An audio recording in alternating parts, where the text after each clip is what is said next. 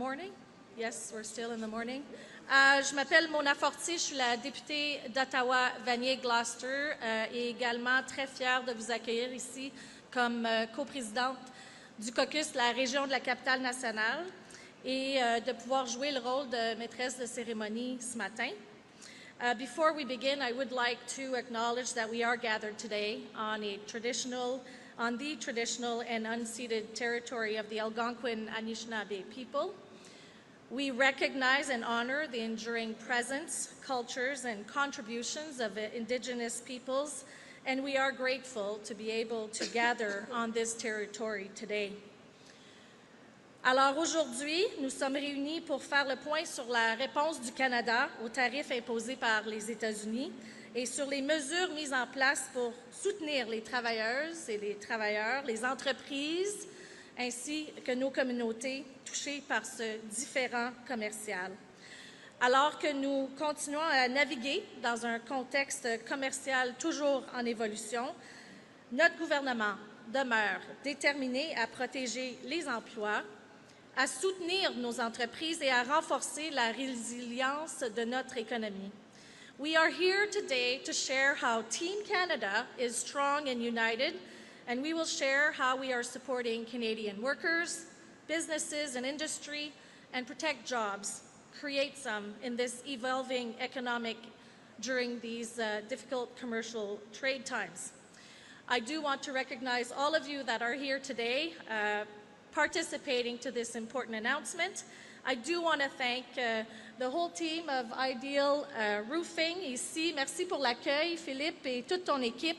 Et surtout pour nous mettre nous partager vraiment ce qui se passe pour vous comme entreprise, parce que c'est vous qu'on écoute aujourd'hui, donc merci.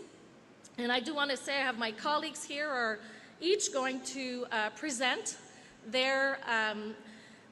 share their announcements as we are gathered today. You see François-Philippe Champagne, the Minister of Finance. We have Mélanie Joly, Minister of Industry. We have Patty Hadju, who is right here, and also Evan Sullivan. They all have great long titles, so I will present them later. But it's really important for you to know that we are all here with also Giovanna Mingarelli, and I will go straight to the point because we have many ministers sharing their news today. And to start, we will start with mon ami François-Philippe Champagne, ministre des Finances. Alors, à ton tour, François-Philippe. On va droit au but. Et vous avez tous un verre d'eau avec votre nom. Merci. It's made in the right order. Bonjour tout le monde. Bon matin. Hello everyone. Merci Mona de l'introduction. Ladies and gentlemen, Canadians who are watching from coast to coast. I just want to start, je vais saluer d'abord ma collègue, la ministre Joly. Merci Madame la ministre. Évidemment, on sera au rendez-vous. C'est ça le message qu'on vous envoie ce matin avec la ministre Joly, le ministère de l'Économie, le ministère de l'Industrie ici au Canada. Ma collègue Patty Hadju, qui évidemment va représenter tout le secteur des travailleurs. Puis j'en profite ce matin de remercier les différents leaders syndicaux qui sont avec nous ce matin. Merci de votre présence. This is Team Canada at its best. We need our workers, we need our unions, and I want to say special thanks also to all the workers behind us. You made us proud. We stood up for you, we're going to stand up for you, we're going to stand up for industry, we're going to stand up for business, and we're going to stand for Ideal Roofing. That's the message. That is the message this morning to all of you. Je veux saluer évidemment mon collègue, le ministre Solomon, qui a joué un rôle important aussi dans la réponse qu'on va donner. Et I want to say thank you to all my other colleagues which are joining. I won't name them because as Mona said, there are many, many colleagues who are joining. But I think what Canadians can see this morning is that we stand united. We stand united in our response. We stand united in our resolve. We stand united in fighting for Canada.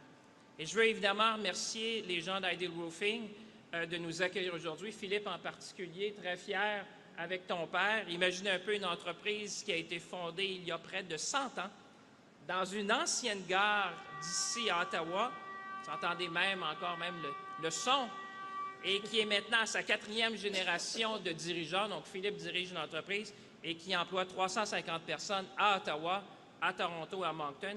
C'est une belle histoire de réussite franco-ontarienne dont nous pouvons tous et toutes être très fiers. You are a true Canadian success story, and a big round of applause to you and the 350 workers.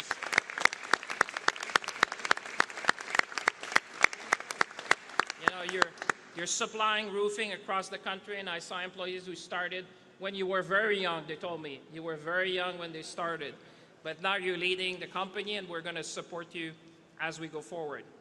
And when we talk about protecting the Canadian economy, we're talking about people like you, people who are watching at home as well, people who get up every morning, clock in, work hard, and support their families and communities.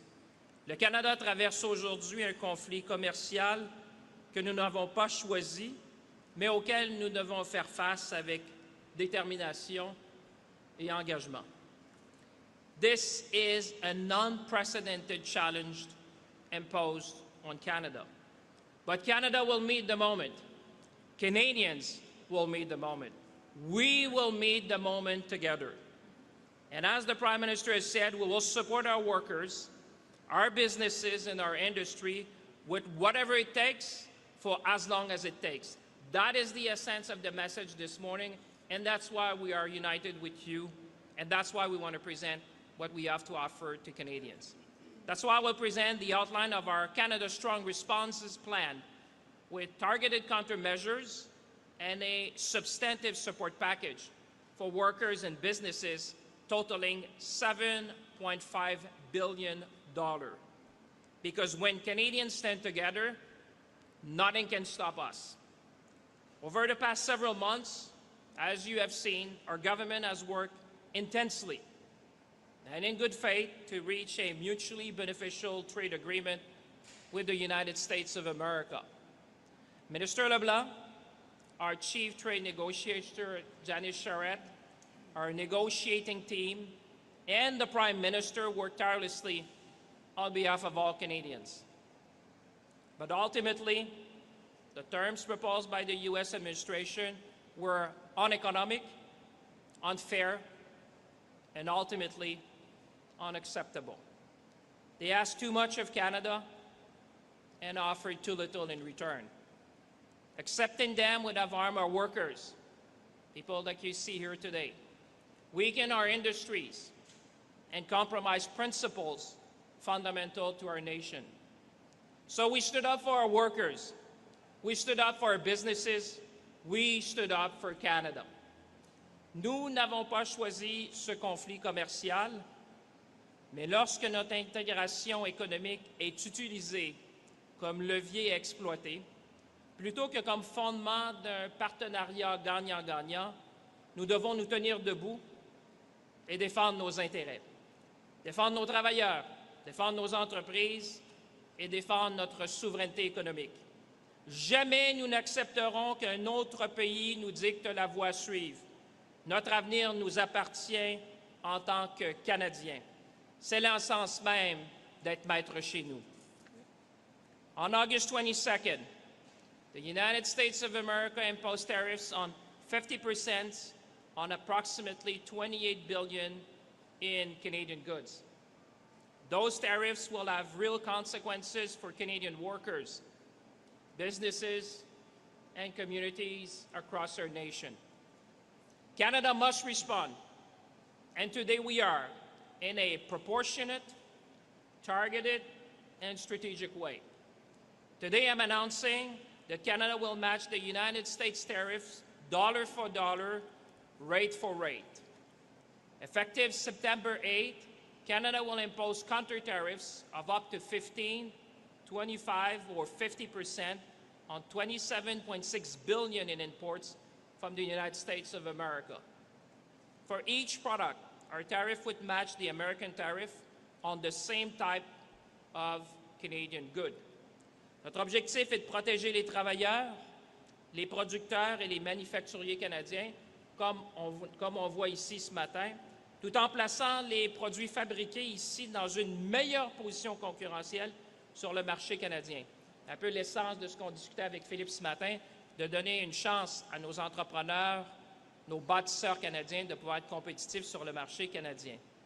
Notre réplique visera notamment des produits dans les secteurs de l'acier et de l'aluminium, des appareils électroménagers, de l'équipement agricole, des pâtes et papiers et de l'électronique. Our existing counter-tariffs, including those on automobiles, will remain in place. Canada's remission framework will also remain available to mitigate unintended consequences for Canadian businesses. Canada's counter-tariffs are designed primarily to provide protection for Canadian industry impacted by U.S. tariffs and allow them to compete against U.S. products in the Canadian market. It's all about fairness, it's all about level playing field, it's all about supporting Canadian workers and Canadian businesses. Il est bon de se rappeler que le plus grand pouvoir que l'on a, tous et toutes, c'est notre propre pouvoir d'achat. Je le disais hier, dans nos épiceries, nos quincailleries, nos entreprises et à tous les ordres de gouvernement, on peut choisir d'acheter canadien et on doit choisir d'acheter canadien. Counter-tariffs are only one part of our response. We must also provide businesses with liquidity and, most importantly, keep Canadians working. My colleagues, Minister Joly, Minister Haidu, and Minister Solomon will present the new and very substantive measures under their respective programs. And I think workers, families, and communities around the nation will see that we're going to stand by you, as we have always done. As Minister of Finance, I will make changes to the large enterprise tariff loan facility to make it more flexible, more responsive, and better able to support major employers affected by tariffs across the country. And I will work closely with my colleagues, Minister Joly, in making sure that we do that as swiftly and efficiently as possible. In fact, our approach is guided by three principles that we have discussed among ministers, that we are committed: rapidity, simplicity, and agility. Because businesses facing immediate pressure need programs they can actually access quickly and efficiently. That is the feedback we receive. That is the commitment that we're all making to you today. Canada can act because we entered this period from a position of strength. And I want Canadians to have confidence. We have the lowest net debt to GDP ratio in the G7, the second fastest growing economy in the G7, and a AAA credit rating. Et la discipline budgétaire dont nous avons fait preuve nous donne aujourd'hui la capacité d'appuyer les travailleurs et les entreprises aussi longtemps qu'il le faudra. So in conclusion, when the United States of America asked too much and offered too little, we made a choice. We chose Canada. Nous avons choisi de défendre nos travailleurs, nos entreprises, notre culture, nos langues officielles et notre capacité à décider de notre propre avenir. So now, let's continue to build Canada strong, because we are the true north, strong and free. Merci tout le monde.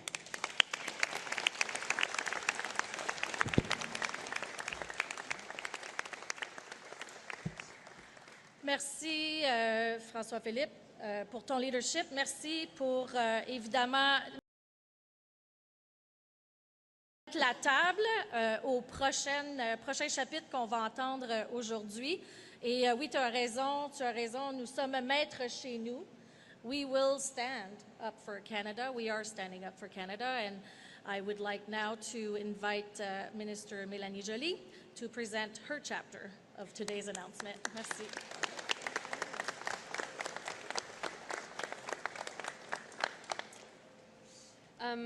Thank you so much. Merci François-Philippe d'avoir présenté ça. Merci pour ton travail aussi pour justement nous aider à être capable de mettre en place cette réponse au tarif qui est si importante.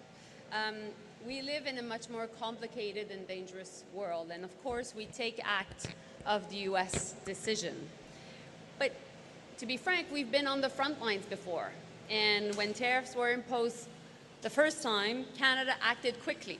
We stood up for Canadian workers and businesses, and we supported the industries on the front lines, and we strengthened our economy so that Canada could weather the uncertainty. We were there then, and we are here now. And so I know that many business leaders, small entrepreneurs, workers across the country are anxious right now and concerned. We've been there and we will be there. We will protect your business, we will protect your jobs. Donc, je sais qu'il y a beaucoup de préoccupations, d'anxiété présentement de la part des petites entreprises, des entrepreneurs qui sont tout à coup affectés par les nouveaux tarifs annoncés par le président Trump. On était là par le passé, on l'est maintenant. Aujourd'hui, on va être là pour vous. On va être là pour vous aider. Et d'ailleurs, on était là pour Philippe et Claude parce que, dans le fond, vous avez été affectés par la première tranche de tarifs et puis vous avez été capable de garder votre gang extraordinaire ici.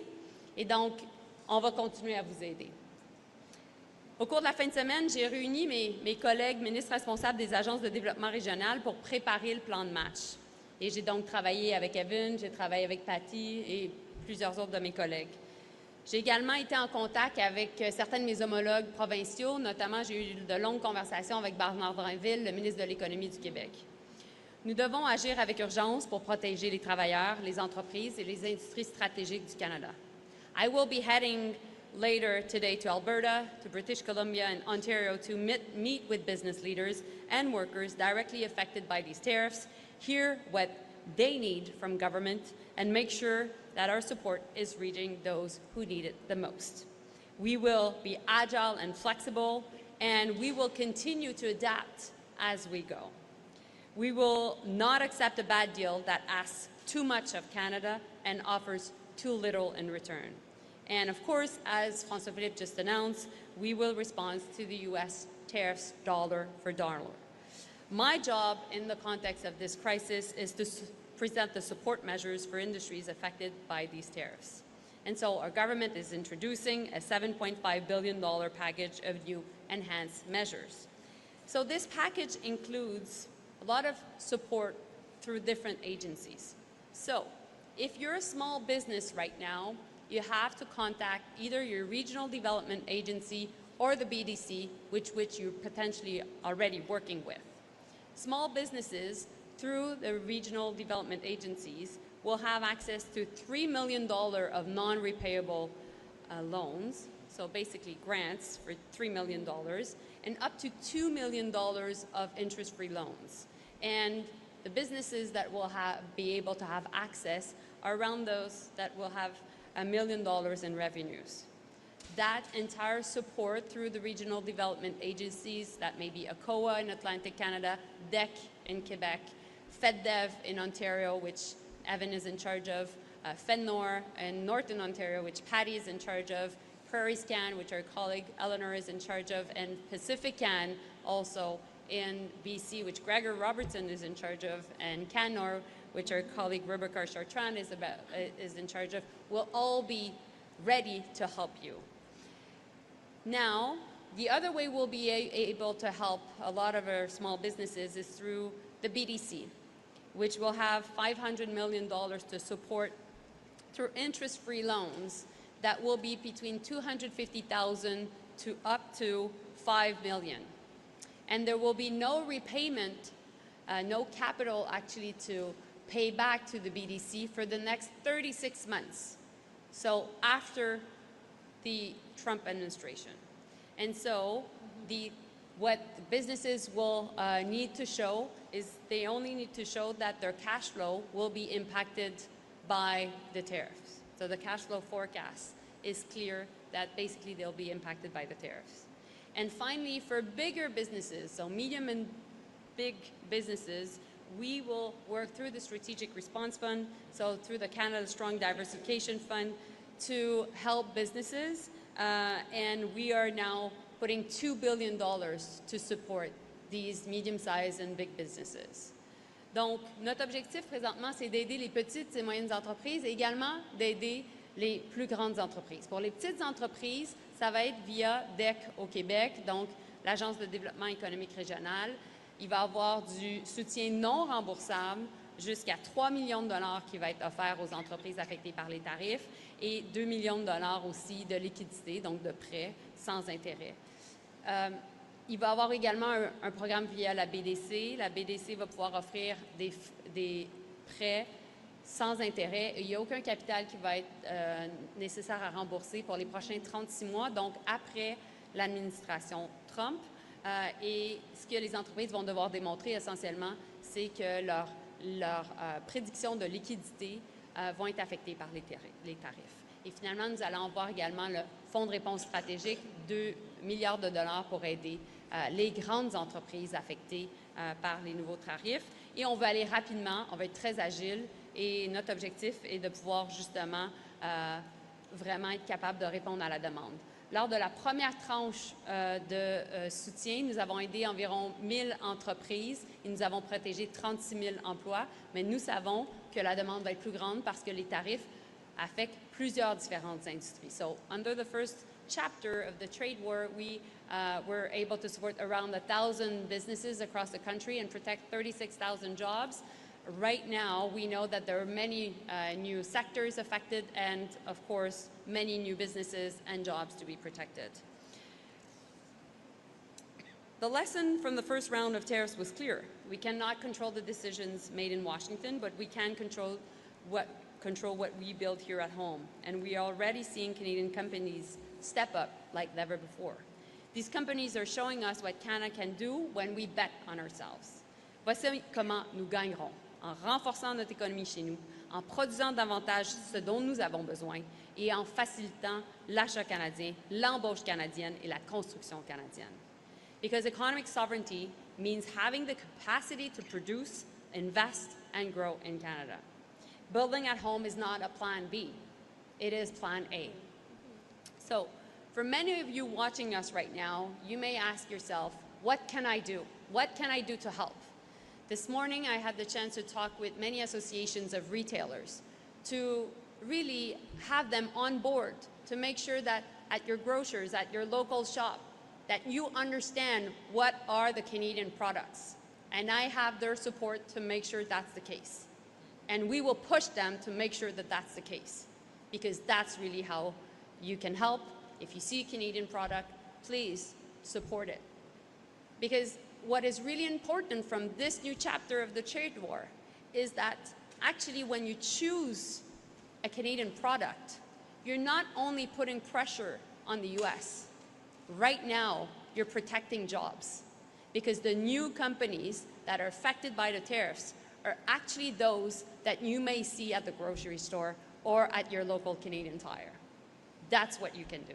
And that's how we can launch this movement of resistance to what is happening to us. Et donc, c'est pour ça que c'est si important présentement d'acheter canadien. Parce que les nouveaux tarifs ne sont pas juste sur l'acier, l'aluminium et l'automobile, ce qui faisait déjà mal, mais ils sont sur des compagnies qui peuvent être à l'épicerie ou également dans les différents marchés ou les différentes boutiques où vous allez. Parce que les nouveaux tarifs sont sur des secteurs, justement, comme les boissons, comme l'alimentation, l'alimentaire, comme sur les produits forestiers, incluant sur les bâtons d'hockey, etc. Donc, vous avez un pouvoir sur la situation. Et donc, j'ai parlé ce matin avec le Conseil québécois du détail, justement pour que ça soit clair à l'épicerie, dans nos différents magasins, qu'est-ce qui est québécois, qu'est-ce qui est canadien. And so, for the rest, we'll continue also to pivot, to work with new allies and also with our trading partners, because we need to position Canada as a partner of choice of investment, trade, and security. We'll continue to make sure that our businesses have access to more markets, more investments, and more opportunities for Canadians. So, we're choosing our own course. We cannot wait for Washington to decide our future. We're strengthening our economy and building a more sovereign Canada. Merci beaucoup. Merci, merci. Merci, merci, merci.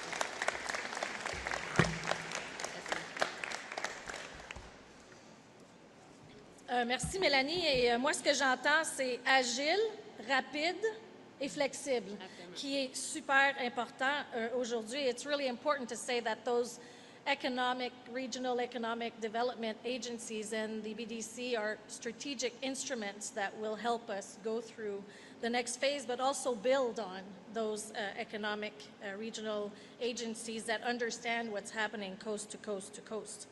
And now to talk about the next chapter of this announcement, I would like to introduce Patty Hadjou, Minister of Jobs and Families and Minister responsible for the Federal Economic Development Agency for Northern Ontario. Merci beaucoup, Patty, d'être ici aujourd'hui.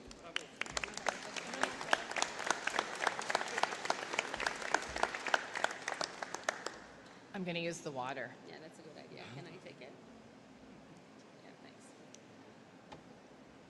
Merci Philippe et toute l'équipe chez Ideal. Votre travail, vos efforts, c'est très important pour toute l'économie et aussi pour les employés que vous avez maintenant.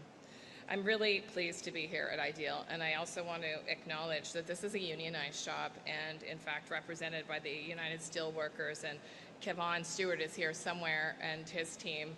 Thank you so much for being a strong partner in this work. And there are many other union representatives here today. I'm not going to list you all, but it's important that you're here because what you do is fight for good quality jobs every single day. And what you also know is that the success of your members, the success of the workers that you represent is dependent on the success of the business. And these two things are intertwined. As the Minister of Labor, I can tell you I've seen that dance, and it's an important dance. But it's very important that everyone remembers that in order for workers to succeed, companies have to succeed. And these two things fit together. And so I'm really happy that you're here today representing the workers from across the country that are building Canada Strong, that are doing big things across this country, that are actually the backbone of a very important plank of how we are going to not just withstand these tariffs, but grow through them and actually be the masters of our own destiny, as the Prime Minister says. In fact, I was with the operating engineers just yesterday in Kananaskis, and we got a greeting from the president of the International Union of Operating Engineers. And the president, President Downey, said, not only are they supportive of what Canada is doing, but they're supportive particularly of the Liberal government and of Mark Carney in stepping up for workers all across this country. And they sent a message, which is don't give up, which is to continue to fight for your economy, for your sovereignty, and build the big things that are actually going to drive us forward. And so I just want to once again thank the union members because you've been with us since the beginning. You've been side by side as we announced the Major Projects Office, as we talked about Build Canada Strong, as we've developed the number of different supports that are going into creating the ports, the roadways, all the things. You're building all the things.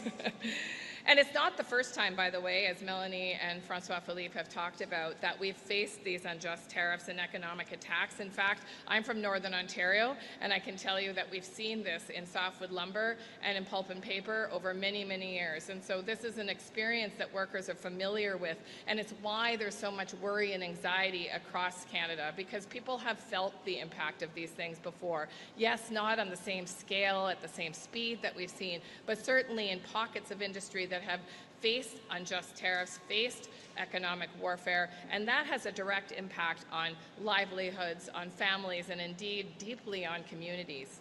Employers, just like Ideal here, have worked tirelessly. You've just heard 100 years, 4 generations of work to build up businesses that our communities actually count on to drive the economy of local communities as well. And now they are facing uncertain paths forward. And so all of that worry and anxiety makes it really difficult to plan for the future. It has an effect of sort of freezing people in place. Should I make that investment? Should I buy that new house? Should I take that vacation? Should I add on to my business? Should I add a product line? And that is the challenge, is it can freeze our economy, it can freeze the ambition of our businesses, and it can freeze the autonomy of our individual Canadians. And that's why we're here today, because we're going to make sure that doesn't happen. Together, we're going to put into place these measures, we're going to build on measures to make sure that people have the confidence to take the steps they need to grow their business, to get those new skills, to be ambitious in their own personal lives and the business life that they're involved in. And this growth is actually dependent deeply on a skilled and talented source of labor. And that's why we've acted so urgently as we've seen these tariffs. Canadians have been supported and trained through the new Workforce Tariff Response Agreement with provinces and territories. All of them have signed now. And this is an additional investment of $570 million. It's helping 66,000 tariff-affected workers upskill or retrain as the market demands evolve. And as the unjust tariffs began to hit, the federal government introduced a number of temporary worker support measures that would provide that income stability for affected workers. And this support has helped thousands of Canadians who face job losses or slowdowns. To help employers keep their workers, even when business was slow, we made the work sharing program easier to access. Keeping skilled workers during slow times means that businesses can retain the talent, and it helps workers weather tough times for their employers. In 2025, our measures have averted about 25,000 layoffs. We also introduced the Worker Retention Grant, which helps provide employers a top-up pay to their workers, which helps them maintain closer to normal income levels as they take that training during non-worker time. You can see what we're trying to do is make sure that when a company has that time to pivot to new products, to new markets, to new processes, they don't lose all the talent that they spent years developing. It can be another hit to a business's growth if they can't keep that talent in place. We also improved Job Bank, adding training finders to make it easier to find training programs that meet the needs of workers and businesses. And for those workers who lost their jobs entirely, we introduced significant temporary measures to the EI program so that workers could get EI benefits efficiently, and those measures have helped. But the imposition of new tariffs means that additional threats to our workers, businesses, and communities are significant, and we need to continue to do more. Tout accord qui limite notre souveraineté, compromet notre autonomie, sape notre culture et notre langue, affaiblit nos secteurs clés ou nous empêche de développer nos relations commerciales n'est pas un bon accord. So we will double down to ensure workers and businesses can weather this storm. Canada will invest an additional $3.5 billion over 4 years to provide the stability that our economy and our people need during this time.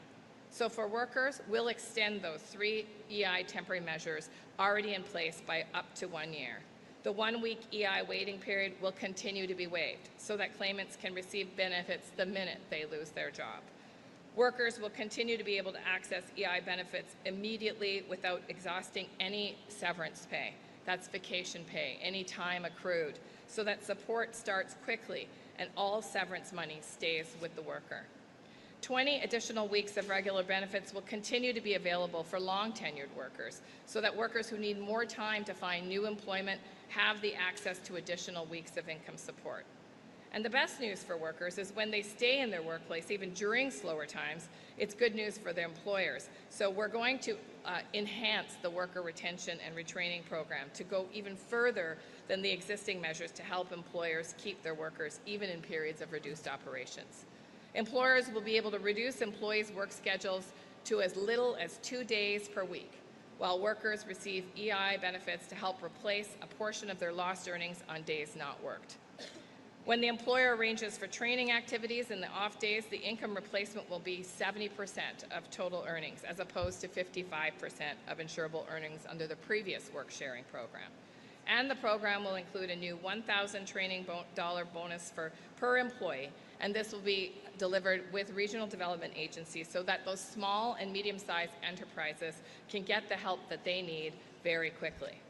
And we'll make it easier for employers to access the program by reducing red tape and administration burdens. These new supports are designed to be strong and flexible, and they're built on what we heard from industry through the first round of work-sharing programs. And I want to thank everyone, including Forest Products of Canada, who I spoke with last night, about how to make this program actually fly for employers. This is about keeping that talent in place, giving workers the support they need so they can focus on supporting their employer to grow new products and to grow new markets. For workers, it's also a sign that we know a job is more than a paycheck. It's a purpose, it's a career, And the more people that can keep their jobs, their current jobs, the healthier and more productive our communities remain. But for those that lose their jobs, even with those supports for employers, we're going to make it even easier to get employment insurance. We're going to amend the reasons for separation rule, which ends and will end the penalization of access to EI benefits for workers who recently chose to change jobs.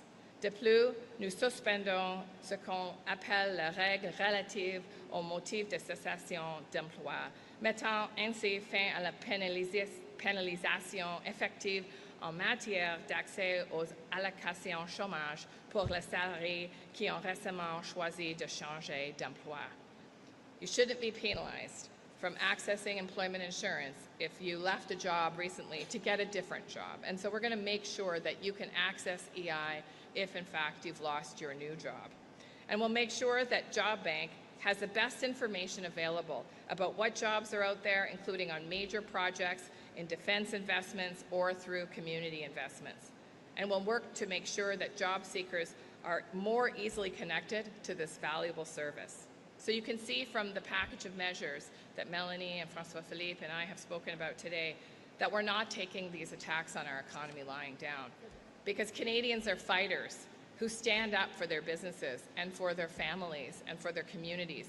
And so we're making sure that the tools that we need to pivot to new markets, to change products or services and come out stronger than ever are there now and for as long as it takes to weather this storm.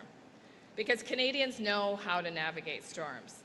They know, just like unions, that by standing up together, sticking up for each other, and finding new paths, we actually can get through anything.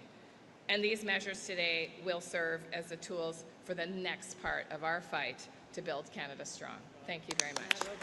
Very good.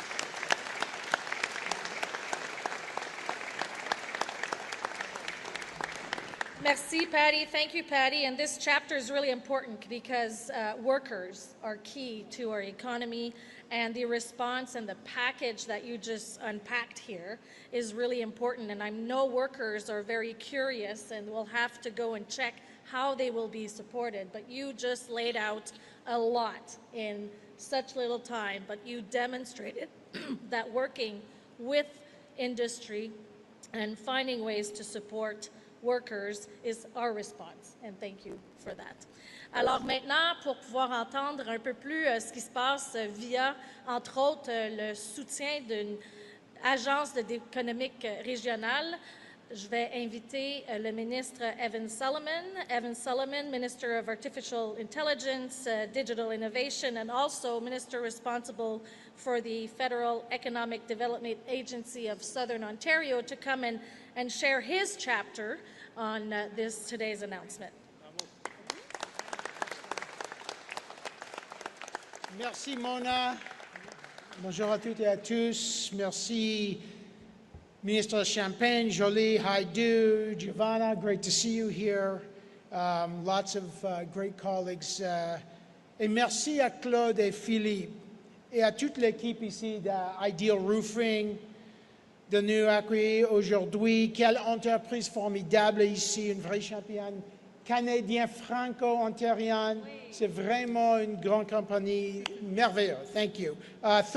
Some of the employees I've met 34 years, some a year. We're here to ensure that a company founded almost 100 years ago is here for the next 100 years, like many companies. This is FedDev territory, and we are glad to partner. Look, as my colleagues have said today, the message today is about protecting workers. Incredible men and women behind us right now, businesses, and building a more resilient country. We didn't ask for this trade conflict, but we're ready for it. As the Prime Minister said, we're always ready to make a good deal, but we won't sign a bad deal. We won't now, we won't ever.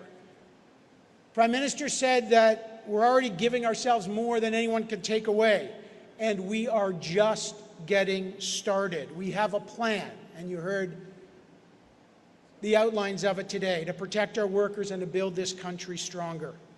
So that's the message today. We're not going to bend. We're not going to break. We're going to build. And that's what we're doing. We're going to make sure Canadian workers, Canadian businesses keep building, And that's why we're here today, and that's what we've been doing since we were elected as the new government. And as the minister responsible for federal economic development here in Southern Ontario, every day I get to talk to businesses and I travel the province to meet entrepreneurs and manufacturers and workers who are building this country strong. And I speak to owners who in this context want to protect their workers and their communities. And I just want to welcome, as Patty did, our partners in this. The people you see in front of us are our partners, and I want to thank them. The automakers, the trade unions, Chamber of Commerce, steel workers, Carpenters Regional Council. Thank you. We're with you. We're working with the workers. As Patty said, as Mel said, as François Philippe said, we are here. Thank you for your support. And whether it's in Windsor or Waterloo or Vaughan or Hamilton or London or in Ottawa, Toronto, or right here at Ideal Roofing, we see the same thing from our workers and our businesses. Canadians want to adapt, they want to innovate, and they want to build. I was in Lindsay and Peterborough last week. I was at Mariposa Dairy, over 200 people. Like Ideal Roofing, family started, family run, pillar of the community there.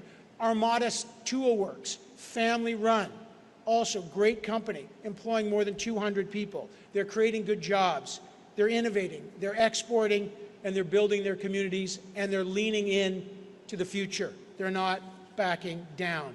And that's important because, as we know, businesses like Ideal Roofing, like across Ontario and the country, are facing real uncertain times. But the businesses like Ideal Roofing, Canadian businesses, aren't standing still. They're focused on what comes next. And that's what today is all about. Our response is about investing in Canadians, in builders and innovators and businesses that will make the country more resilient and stronger as we emerge from this crisis. And that's why our government is investing another $1.5 billion through the Regional Tariff Response Initiative, delivered through our regional development agencies to help small, medium-sized businesses. We say that, but these are communities. These are people. These are moms and dads who are coaching hockey. Make sure they have those jobs, manage the tariff-related pressures, and continue investing in the future. And they're partners. And I always say that the regional development agencies are like the forward operating base of the federal government. They are close to the ground. They work incredibly closely with businesses. They know the communities. They know the chambers of commerce. They know the leaders. They know the ground up. And that's why they are such a critical part of our response. When uncertainty hits, relationships matter, and we know that businesses need more than words of encouragement. They need investment, they need partnerships, and they need confidence, and that's what the plan that the finance minister, industry minister, ESDC for Patty, that's what we've outlined today. And let me just say that Ideal Roofing is maybe the best example. Depuis presque d'un siècle ici, Ideal Roofing contribue à bâtir la collectivité canadienne à l'économie de notre pays. Founded right here in Ottawa, 1929. Tough year. The company now employs 350 people. As you see, manufactures metal roofing and siding, steel built here in Canada, supporting Canadian to build houses across this country, and that's what we're doing as a government. And like so many manufacturers, Ideal Roofing's felt the impact of tariffs, the trade uncertainty. They export. We got the best businesses in the world here. We're exporting around the world. We want to continue that. The easiest thing would have been to pull back and wait, to pause, to let the uncertainty freeze growth. Instead, Ideal Roofing, like so many companies, have chosen to invest, to get on the front foot. They're choosing to build. And that's why I was so proud that with $700,000 of investment through the Regional Tariff Response Initiative, through FedDev, Ideal Roofing is now investing in new advanced manufacturing equipment, and we just saw it when we toured. There'll be more in other factories around the country to strengthen the company's productivity and competitiveness. Claude and Philippe, his team, I'd say your family, but I'm sure, you've been here so long, you're like family already. are making sure that not only they get through the crisis, but they're going to be stronger when we come out of it. And that's exactly what the rest of the country's going to do. It's the kind of company we want to support. That's why we're proud to be here. It's how Canada succeeds. We invest, we innovate, we build, we fight. And I've seen that at Mariposa Dairy and Armada Tool Works, or Comoldco in Guelph, the mold makers, like the auto sector, the parts makers, tool and die makers, determined and ready to compete. So to the team, to the workers at Ideal, thank you for continuing to do this. Thank you for giving us a real example. Lead, invest, persevere, grow. And to the other innovators in Southern Ontario, FedDev is with you, the government's with you. As Francois Philippe said, it is going to be simple, agile, flexible. We are here to partner and make this work pragmatically. We'll get through it. We got a plan. This government was elected knowing that the world was changing. It's changing. We're ready. We've got the fiscal firepower, and we've got the plan. We're in a fight today, but know this, with companies like Ideal, with the support and the innovation, we'll get through it stronger. So I want to thank you very much. Merci beaucoup. And thank you for hosting us here at such a great company.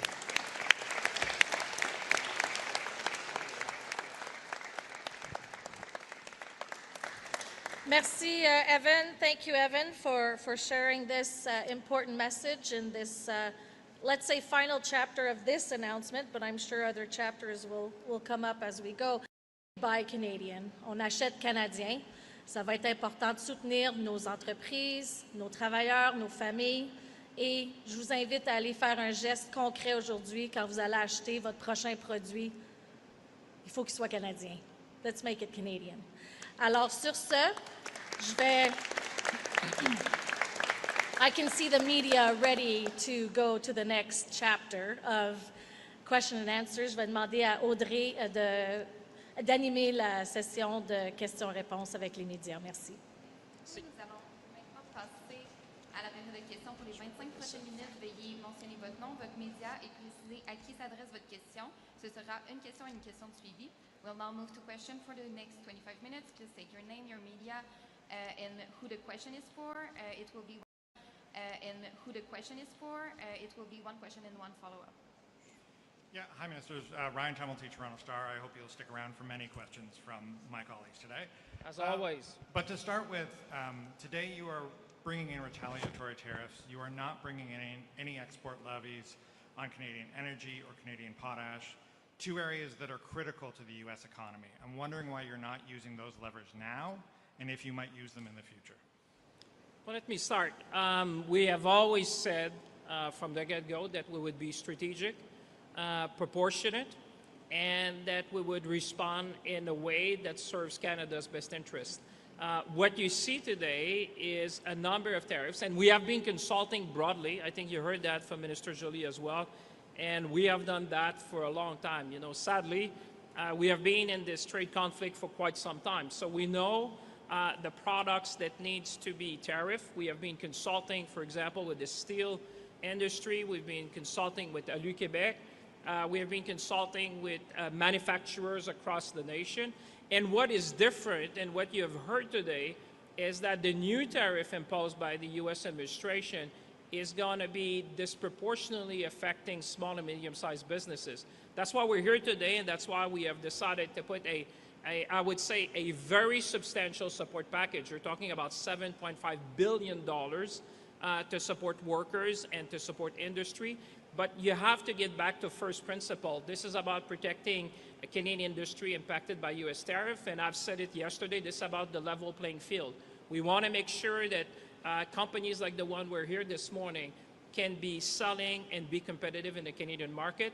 That's what's driving our response today. That's what's going to drive our response for the days and the weeks and the months ahead. Can I add? Sure. I think when we're looking at, first, the Prime Minister has said that everything was on the table yesterday, and at the same time, this is, we think for now, the most strategic approach.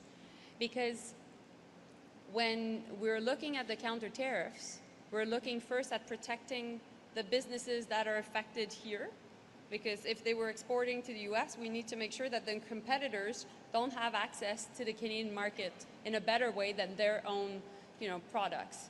And that's why the retailers need to show that the product is from Canada.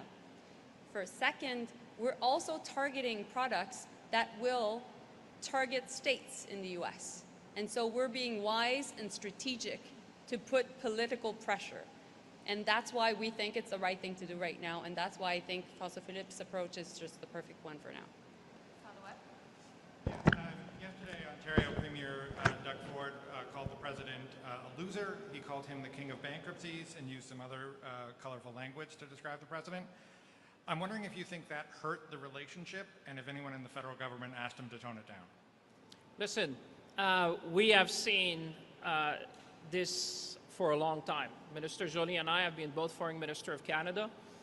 We have been engaging with the U.S. administration for a long, long time. And one thing I've learned is not to comment on every remarks that is being made on either side of the border. My job, our job here this morning, is to fight for Canada, is to fight for our workers, is to fight for industries, is to bring the support to make sure that we give them a bridge when we have more stability in our economy and certainly in specific sectors that are affected by the U.S. tariff.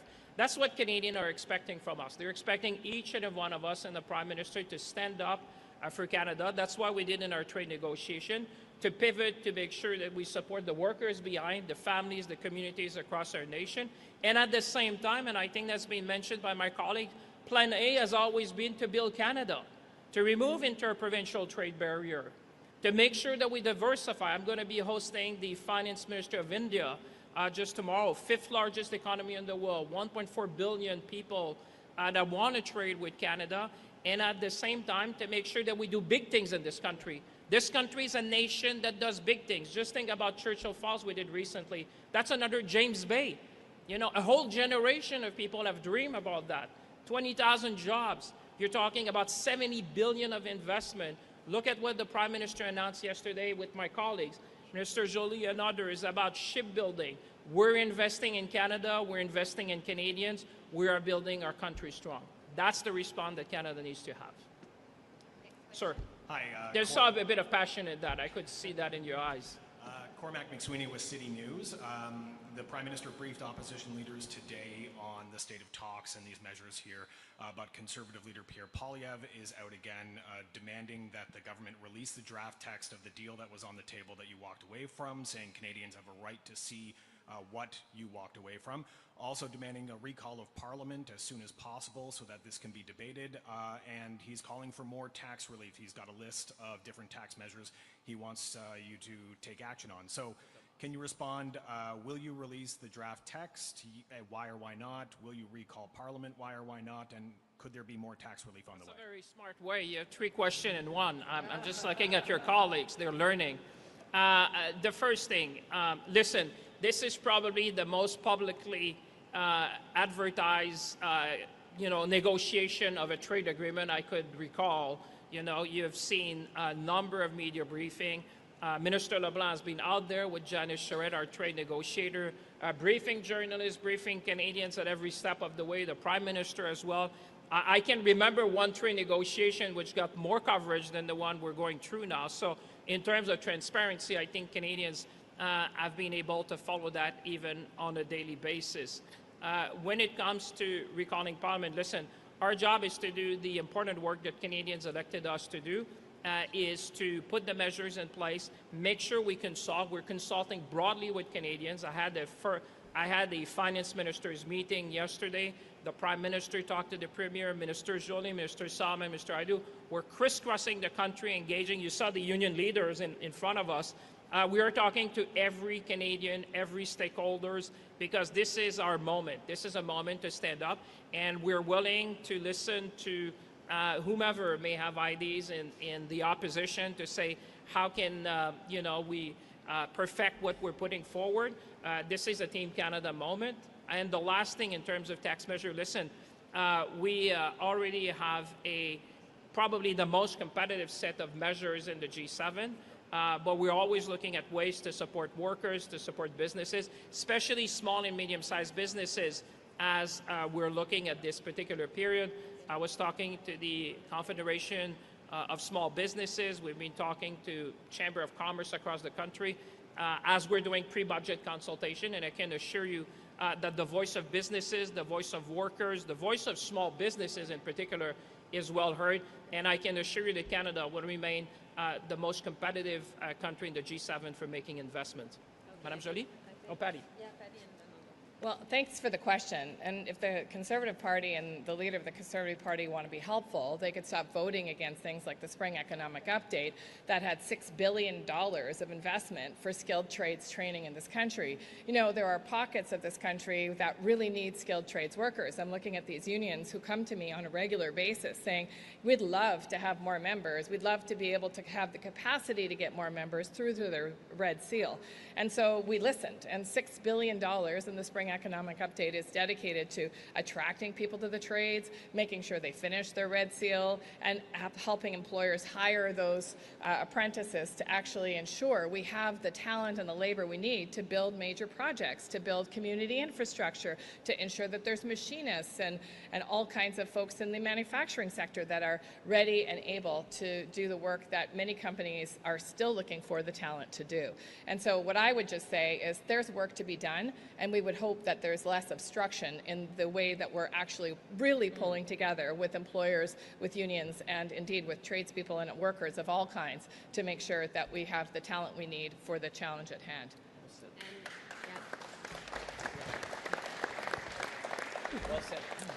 And not did they only vote against reskilling workers, they also voted against any form of support for our businesses that we've been putting forward to help the auto, steel, aluminum, and forestry workers that are affected by the tariffs. So just basically walk the talk. That's what I would say to Mr. Poilievre. Just to go back on the question on Doug Ford. Of course, we all know that Premier Ford is a very colorful person. I have a really good relationship with him. I must say that the auto sector is a key consideration for this government. Of course, and the steel sector, both are very much present in Ontario. I've been in contact with the president of Ford Canada, the president of Honda Canada, and the president of Toyota Canada, following the threats of 50% of tariffs against auto. And so, of course, we'll fight back. And of course, emotions are high. But while this is all happening, we'll be smart, and we'll be strategic, and we'll fight for every of these jobs. Thank you. Merci. And then as a follow-up, it sounds like a no to releasing the text. I'll let you correct me if I'm wrong in that, but I want to ask about Keystone XL pipeline. You were not at the table for the negotiations, but you guys have been briefed on the negotiations. Can you confirm whether or not Keystone XL was a part of the deal? Was it used by Canada as a bargaining chip? And then also, what was the proposal on the table? Because was it anything beyond the Prairie Connector and the Bridger pipelines that we've already seen moving on both sides of the border? Yeah, now that's 4 questions in 2. But listen, what I can say, and I will defer to Minister LeBlanc, our chief trade negotiator, to tell you specifically what was said on the table. But suffice to say that what we're doing is going back to Plan A. Plan A has always been to build our natural resources. Plan A has always been to build our critical minerals. Plan A has always been to increase our infrastructure. Plan A has always been to diversify our trade. And I just would like to remind you the words of Fatih Birol, the executive director of the International Energy Agency, who just recently said in Montreal, I think Minister Joly and I were there, that the world energy architecture is being redesigned, and that Canada will be at the center of that new energy architecture. So it's not surprising that you see Canada talking about additional investment to bring our resources to market. The good thing is that we're diversifying. You've seen that a number of the LNG projects on the West Coast, we already have off-takers in Asia. And more recently, we've seen our German friends, which have said, listen, the most sought-after commodity today is trust. And Canada offers the trust that the world needs, stability, predictability, and trust. And when you're looking, and I'll just finish there, but at the G7 finance minister, and you know, we have a G20 finance minister and central bank governors coming over this weekend. I can tell you that today you see the nexus between energy security, food security, economic security, and national security. So it is very timely for Canada to make these big investments and make sure we can bring our resources to market. Sir? Mike Lecouture with CTV News for Mr. Champagne. The Prime Minister and Minister LeBlanc did say that the U.S. wanted to limit Canada's sovereign ability to enter into free trade agreements with reliable countries. Which ones and how are they going to do that? Well, we have always resisted anyone who wants to infringe on the sovereignty of Canada to make sure that we do the deals that are in Canada's best interest. And I would tell you, this is the whole essence of Maître chez nous, as we say in French. Standing up for our economic sovereignty is a fundamental principle. When people try to impose or somehow have language that could, in a way, restrict the ability of Canada to choose who they're going to be partnering with, what are they going to be selling, and what, under which conditions that will be made, I think it is right, it is fundamental for Canada to stand up and to say, no thanks, we're not going to do that. We have never done that. We have trade agreements with a number of nations, and we're just getting started. We're the only G7 nation with a free trade agreement with all the other G7 nations, giving us access, preferential market access to 1.5 billion. My colleagues were there when we did the one with Europe. We did the one, the TPP with our friend in Asia Pacific. We're engaging with Indonesia. So I think Canadians understand that maintaining our economic sovereignty is non-negotiable. That's what we did, and that's what we'll do. What do you make of President Trump's comments that the Prime Minister was fabricating the issue around the protection of the French language and how he says that he loves French-Canadian people? Et si vous pouvez répondre en français aussi. Well, we all love French-Canadian people.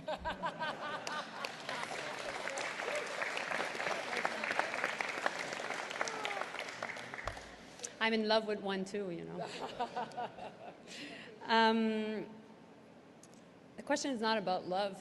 The question is about sovereignty and what we stand for in this country. We're a country that believes in having 2 official languages. And that's part of why we decided decades ago, years ago, more than 150 years ago, to make this important alliance between English and French people. And, we eventually also have a lot of reconciliation work to do. But that was at the core of the creation of our country. And you know why French and English Canadians decided to eventually create that country of Canada? Because we didn't want to be part of the US. And so that's part of our DNA. Now, forward 150 years later, we need to make sure that we continue to protect that strong alliance. And that is why making sure that we are sovereign, that we're able to take our own decisions when it comes to protection of our bilingualism is key. And I think, of course, French Canadians agree with that, but I really think also English Canadians do so. And as a Minister of Industry, I would like to highlight that it's not only a question of French language, it's more than that. It's a question of protecting the workers in the cultural sector. And that is up to 900,000 people working in our creative industries. By the way, you journalists are all part of that industry. But also, the vast array of, from film production to museums, etc. We need to be able, as a country, to have cultural policies to protect these workers. And that's what our colleague Mark Miller is working on, but also that's why the Prime Minister had to stand up for it.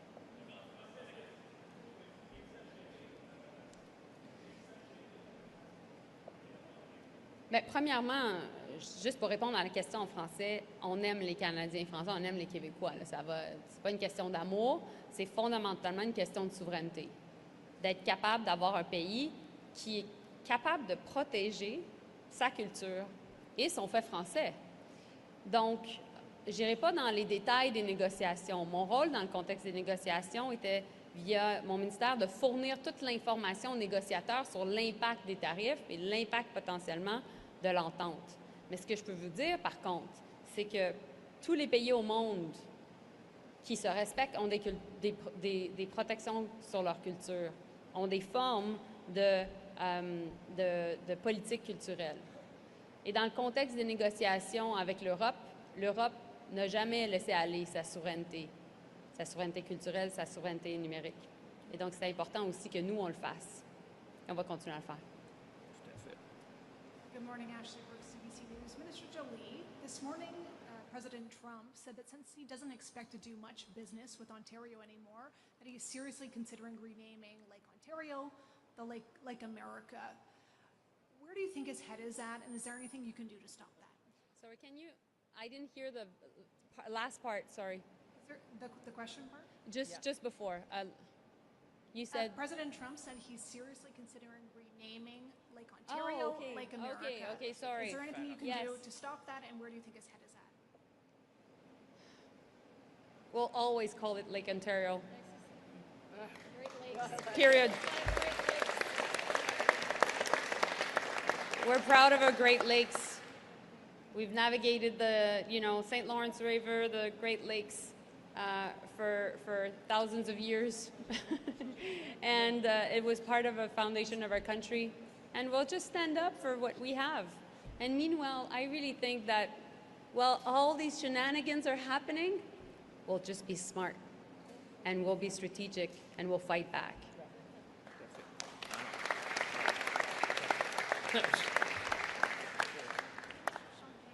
Yep. What do your calculations tell you the economic impact of these counter tariffs you're moving ahead with will be on Canadian consumers and Canadian companies?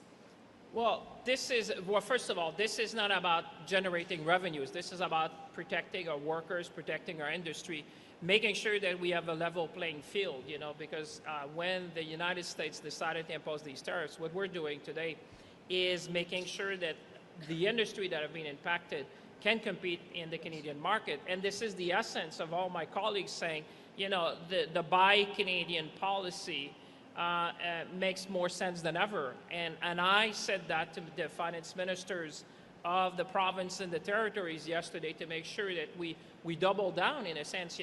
We want to make sure that businesses like the one we heard this morning would have an alternative. And the products that we have selected in the countermeasures are, the vast majority of them would have a substitution possible in the Canadian products. And that's a way to make sure that we would support small and medium-sized businesses across the country. So to answer your question, like I said, we will publish our estimate when we come to the budget 2026. But for the time being, I would say with the measures we're putting forward, this is really about supporting Canada, supporting worker communities and businesses. That's what is driving the $7.5 billion. This is all about mettre chez nous, as we say in French, making sure that we support the people for as long as it takes with what it takes so that we can cross that bridge to days where we won't have to deal with these tariffs. I'm really sorry, we will take one last question in French, please. No, come on. Mackenzie Gray with Global News. My question's for Melanie Joly. You just said we're also targeting products that will target states in the U.S. Can you outline what products are being targeted and what states are being targeted? So François Philippe has that list. It includes, how do you say, appliances. It includes food products and beverages, etc. But we can highlight you exactly with the vast list. The list is, quite consistent. But I'm just trying to figure out, because we heard from the Prime Minister and a few folks up here have said that the goal of these counter tariffs are to defend Canadian industry. You're the only one that said that there's some attack in this. So is the point of these tariffs to try and attack and make Americans feel the pain in Republican states? Because that was the tactic that the Trudeau government took when they brought in the original counter tariffs. We've been always clear. The first one was to protect our workers, to protect our markets. For example, big part of the counter tariffs are about making sure that the steel tariffs that were at 25% are at 50% because, our steel is at 50%.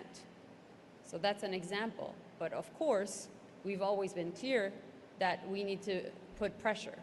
And that is actually the reason why there are counter tariffs.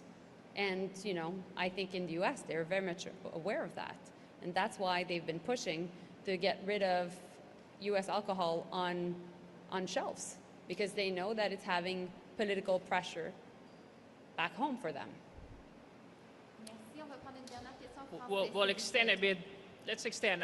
In fairness, there was a number of intervention. I appreciate you've been patient.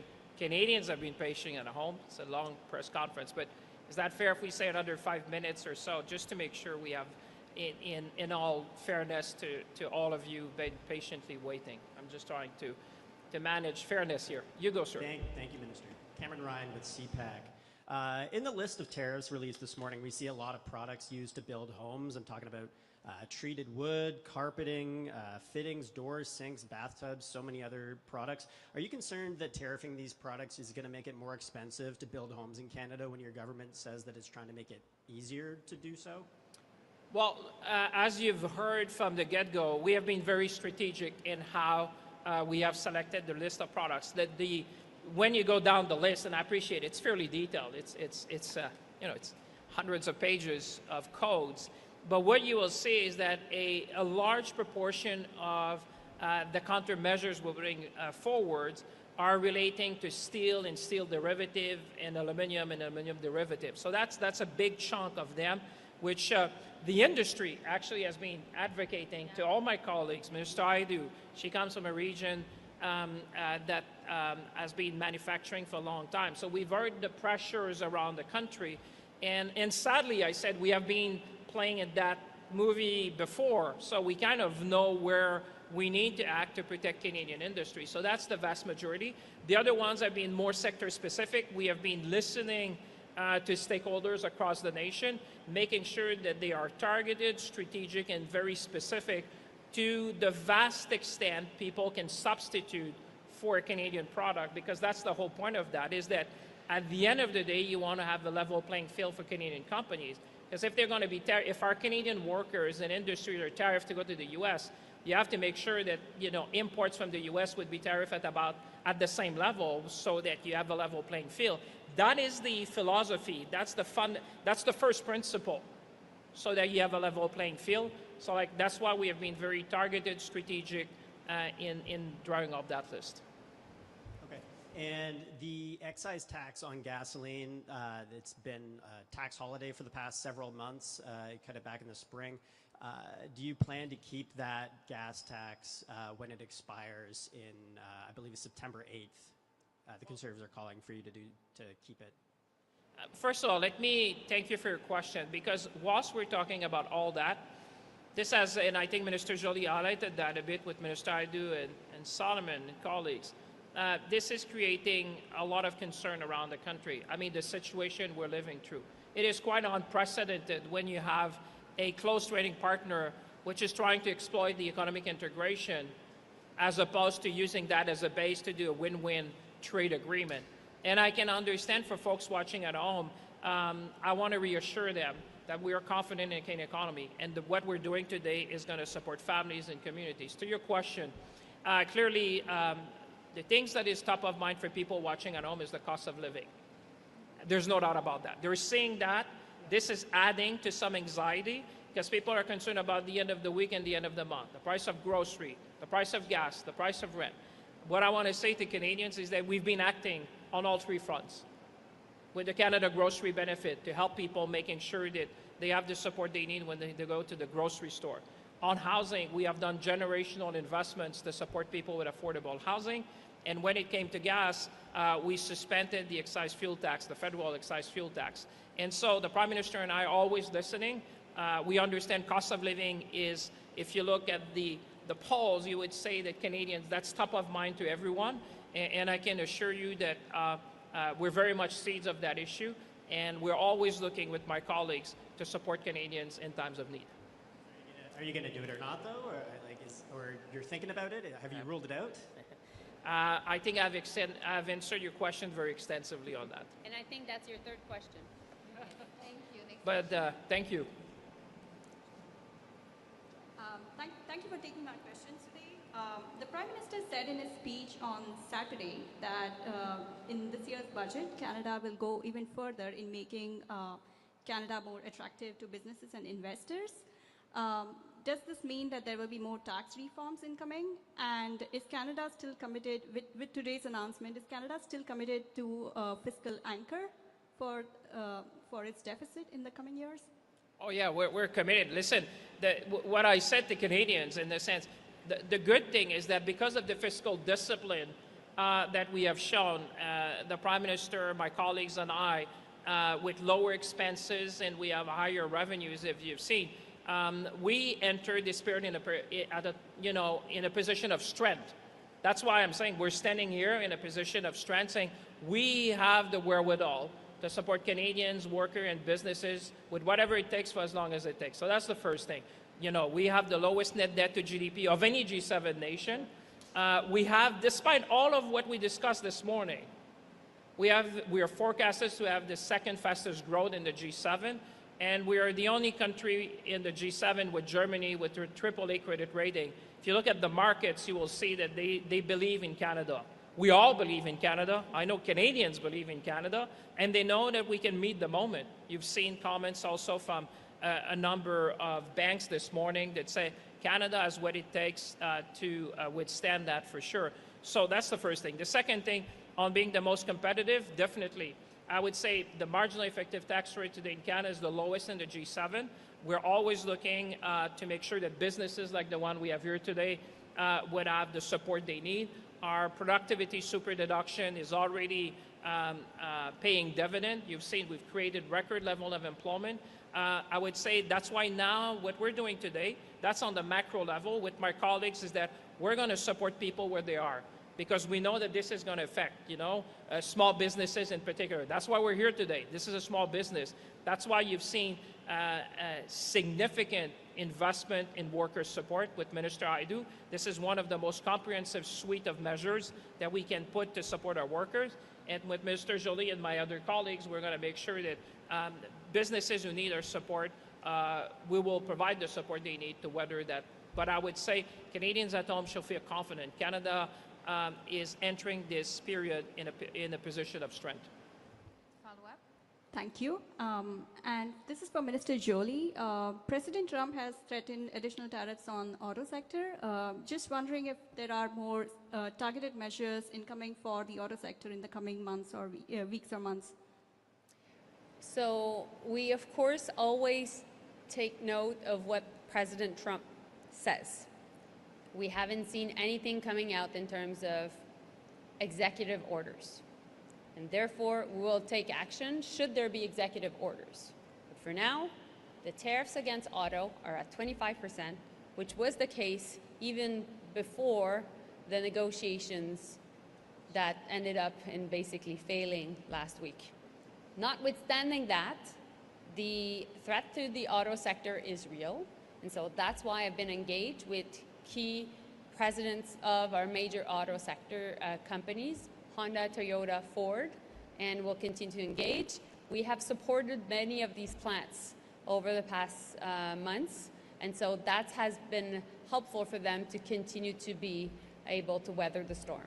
But I'm not saying that the storm is not real. It is real, and that's why President, we take note of what he has said, but also I've been in contact with Premier Ford many times to make sure that we would be working together, along with Vic Fedeli, the Minister of the Economy of Ontario, to protect the auto sector.